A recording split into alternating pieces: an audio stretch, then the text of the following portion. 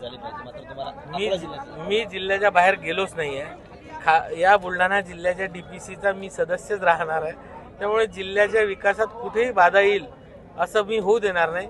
आणि मकरंद पाटील साहेब जे आज पालकमंत्री झाले आहे, निश्चित त्यांना ज्या काही अडचणी असतील, त्यांना जे काही कुठेतरी बाधा येत असेल किंवा त्यांना असं वाटत असेल की काही त्यांना शंका असतील, त्या दूर करण्याचं मी काम करेल आणि त्यांना सोबत घेऊन हा जिल्हा विकसितच्या दृष्टीने पुढे गेला पाहिजे या दृष्टीने आम्ही काम करू। स्थगित दिलं जाते, नेमकं काय करायचं आता ते स्थानिक प्रत्येक जिल्ह्याचा तो प्रॉब्लेम असतो, पण मला असं वाटते की ज्या ज्या ठिकाणी हे काम ही जबाबदारी दिली आहे ती प्रत्येकानं पार पाडली पाहिजे। शेवटी पालकमंत्री पद हे काही स्थायी पद नाही आहे, त्या जिल्ह्याला जो फंड येत असतो तो वाटप आणि त्याचं व्यवस्थित नियोजन हे करणं पालकमंत्र्याचं काम असते।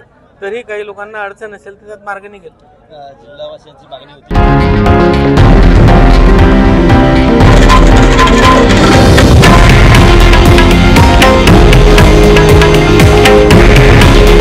हे आहे देशातील नंबर 1 न्यूज नेटवर्क आणि आपण पाहत आहात TV9 मराठी।